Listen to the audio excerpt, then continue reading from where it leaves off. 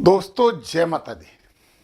आज सर्वतोभद्र चक्र यानी त्रिलोक दीपक यानी कि 81 खानों की कुंडली के द्वारा हम विश्लेषण करेंगे फरवरी 2026 का सर्वतोभद्र चक्र के द्वारा। और ये बहुत एक्यूरेट है और इसके द्वारा जो उपाय हमें पता लगते हैं वो हमारी ज़िंदगी में बहुत शुभता ला सकते हैं। ये है वो सर्वतोभद्र चक्र। इसमें कुल 21 खाने हैं और ग्रह भेद करते हैं। ग्रह भेद करते हैं। भेद करते हैं इसका मतलब मैं आपको समझाता हूँ। इसमें होते हैं 5 पंचक, मतलब इसमें नहीं होते, हमारे होते हैं पंचक। हमारा नक्षत्र पहला पंचक आकाश तत्व, हमारे अक्षर जिस नाम से हम जिस अक्षर से हमारा नाम है वो अक्षर दूसरा पंचक होता है, ये अग्नि तत्व होता है। और उस अक्षर से कौन सा स्वर बन रहा है, स्वर मैं बताऊंगा कौन सा बन रहा है, वो हमारा तीसरा पंचक होता है। हमारी राशि चौथा पंचक होता है और जिस तिथि को जन्मे हैं वो 5वां पंचक होता है। ये हैं आपकी मिथुन राशि और आर्द्रा नक्षत्र के 5 पंचक। आर्द्रा का मिथुन और सूर और मंगल, ये 1 6 11 ये जो तिथि होती है वो तिथि यहाँ पे होती है। अब ये पांचों पंचक को ग्रह भेद करते हैं। जैसे शतरंज में ऊंट चलता है ना टेढ़ा, ऐसे ही ग्रह का भेद टेढ़ा होता है।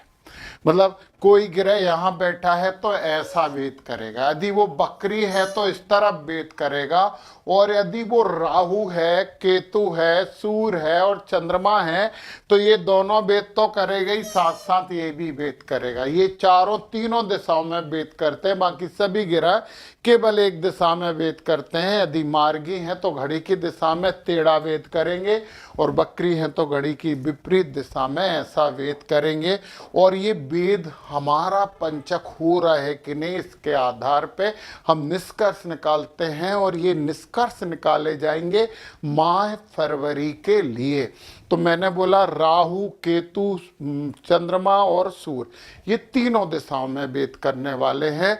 इसमें राहु, केतु और सूर्य को क्रूर ग्रह माना जाता है। सूर्य थोड़े कम क्रूर ग्रह होते हैं, मंगल भी क्रूर ग्रह होते हैं और शनि भी क्रूर ग्रह होते हैं। सर्वतोभद्र चक्र में सबसे ज्यादा क्रूर ग्रह शनि और राहु को माना जाता है। और जब ये हमारे पंचक को भेद करते हैं, मतलब जो टेढ़ा चल रहा है ना, तो उस पे को पिन करते हुए जाते हैं तो हमें समस्याएं देते हैं, और भेद नहीं करते तो हमारी समस्याएं अपने आप हटती भी हैं।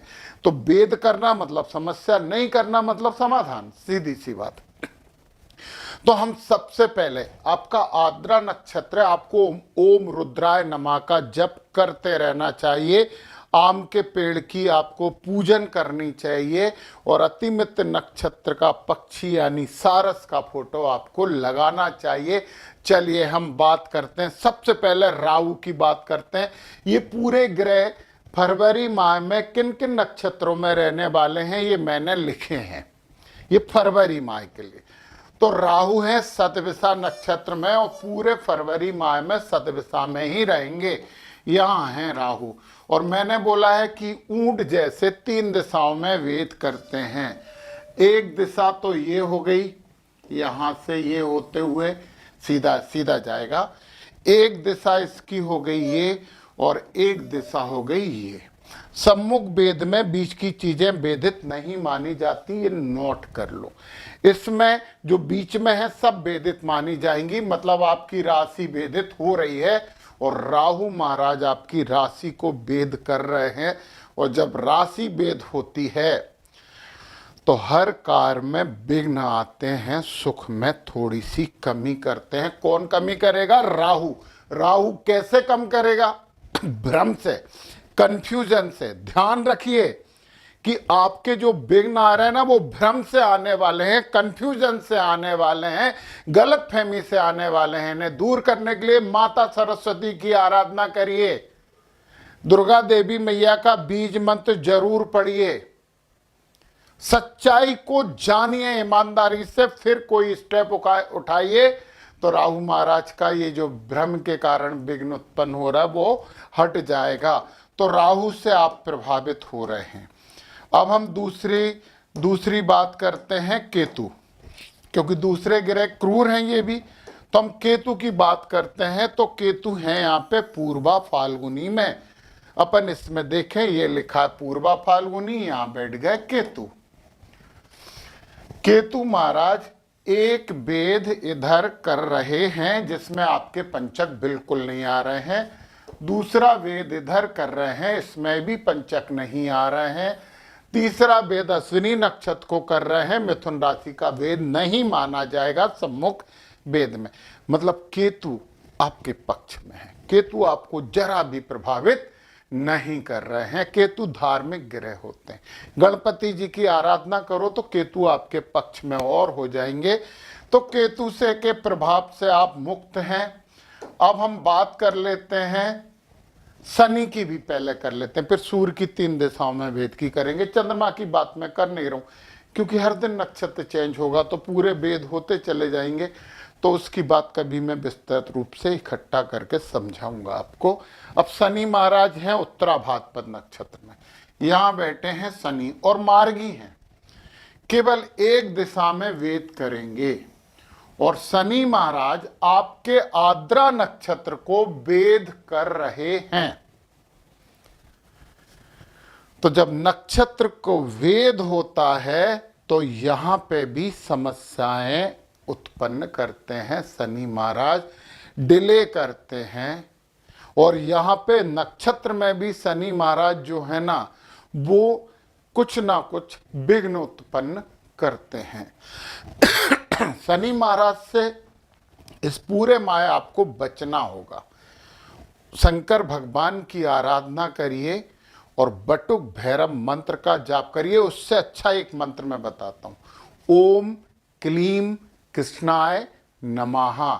इस मंत्र के जाप से भी शनि महाराज न्यूट्रल हो जाते हैं। आप ये मंत्र जाप करिए फरवरी माह में। चलिए, शनि महाराज की बात हो गई। अब हम सूर्य भगवान की बात कर लेते हैं। ग्रहों के राजा मैंने बोला है कि हाँ क्रूर माने जाते हैं, परंतु बहुत ज्यादा क्रूर नहीं होते। तो सूर्य है श्रवण नक्षत्र में, यहाँ पे हैं सूर्य, और कब तक है यहाँ पे, 5 तारीख तक, 6 से धनिष्ठा में आ जाएंगे। तो श्रवण नक्षत्र से तो ये वेद कर रहे हैं, और इस वेद में तो आप कहीं से भी वेदित नहीं हो रहे हो, सामने से भी नहीं हो रहे हो। तो आपको सूर्य भगवान 6 तारीख तक कोई समस्या नहीं दे रहे, और समस्या नहीं देने का मतलब है समाधान देना, सीधी सी बात है। वेद नहीं हो रहा तो सुबह फिर सूर्य आपके आ जाएंगे 6 तारीख को धनिष्ठा में। आ गए सूर्य 6 तारीख को, अपन पुराने वाले जरा हटा दें तो फिर अच्छे से समझ में आ जाएगा। ये आ गए सूर्य यहाँ पे। एक वेद ये हो गया, एक वेद आपकी तिथि को कर रहे हैं, और एक सम्मुख वेद में आपका कुछ नहीं बिगाड़ रहे हैं, आपकी तिथि वेदित कर रहे हैं। मतलब सूर्य आपको प्रभावित कर रहे हैं। डरोगे, डर लगेगा, भय लगेगा कहीं ऐसा ना हो जाए। बस इस भय से बचने के लिए आदित्य हृदय स्तोत्र का पाठ करिए, सूर्य भगवान को जल चढ़ाइए, और ऑफिसर और उच्च वर्ग से संबंध ठीक रखिए। परंतु कब तक, ये बात कब तक हो रही है, 6 तारीख से 19 तारीख तक, क्योंकि 19 तारीख को सूर्य फिर अपना नक्षत्र चेंज कर लेंगे। तो सूर्य की एक विशेषता रहती है कि ये नक्षत्र जल्दी जल्दी चेंज करते हैं। अब ये सदविशा में आ गए, 19 तारीख, 19 फरवरी के बाद की बात है। अब क्या कर रहे हैं, अब ये आपकी राशि को वेद कर रहे हैं। इधर तो कोई वेद हो ही नहीं रहा है। जब सूर्य महाराज राशि को वेद करते हैं तो फिर कार्यों में रुकावटें देते हैं, और रुकावटें किसके वजह से देते हैं, राजनीतिक व्यक्तियों की वजह से, ऑफिसर क्लास की वजह से। इनसे अच्छे संबंध रखिए और करते रहिए आदित्य हृदय स्तोत्र का जाप, या सुनते रहिए, और सूर्य भगवान को जल भी देते रहिए। अब हमारे सूर्य की बात हो गई, और सूर्य से कैसे हम बचेंगे ये भी हमने समझ लिया। अब हम मंगल की बात कर लेते हैं। मंगल है श्रवण नक्षत्र में, यहाँ मंगल है, इधर ये वेदित कर रहे हैं। मंगल श्रवण में है, 14 से धनिष्ठा में आ जाएंगे, तो 14 तक तो मंगल आपके पक्ष में है, मंगल ही कर रहे हैं आपके लिए। फिर जब धनिष्ठा में मंगल आ जाएंगे तो फिर ये वेद करेंगे आपकी तिथि को। और मंगल तिथि को वेद करें तो एक इम्पोर्टेंट बात यह है, गाड़ी वाहन वगैरह सावधानी से चलाइए, लड़ाई झगड़ों से दूर रहिए, दूसरे की हो रही है तो बिल्कुल मत जाइए, और हनुमान जी का चालीसा पढ़िए। मंगलवार के दिन हनुमान जी को घी का दीपक लगा लीजिए, आपके लिए सब समस्याओं का समाधान प्राप्त हो जाएगा। मंगल मंगल ही करेंगे। तो ये बात तो हो गई मंगल की। और ये आपको वेद कब कर रहे हैं? ये वेद कर रहे हैं 14 तारीख के बाद। 14 तक तो मंगल आपके पक्ष में है यार, तो फायदा उठाइए। अब हमने क्रूर ग्रहों की बात कर ली है, अब हमें अच्छे ग्रहों की भी बात करनी चाहिए। और अच्छे ग्रहों में सबसे पहले गुरु महाराज पे आ जाओ। यहां है गुरु। अच्छे ग्रहों का रंग अच्छा कर देते हैं। ये गुरु बैठे हैं, और गुरु महाराज हैं तो गुरु का रंग थोड़ा सा पीला कर देते हैं अपन, ये ऐसा कर देते हैं। ये हैं गुरु। गुरु पुनर्वसी में बकरी चल रहा है, बकरी चल रहा है तो क्लॉकवाइज नहीं, एंटी क्लॉकवाइज वेद करेंगे। और आपके अक्षर को वेद कर रहे हैं।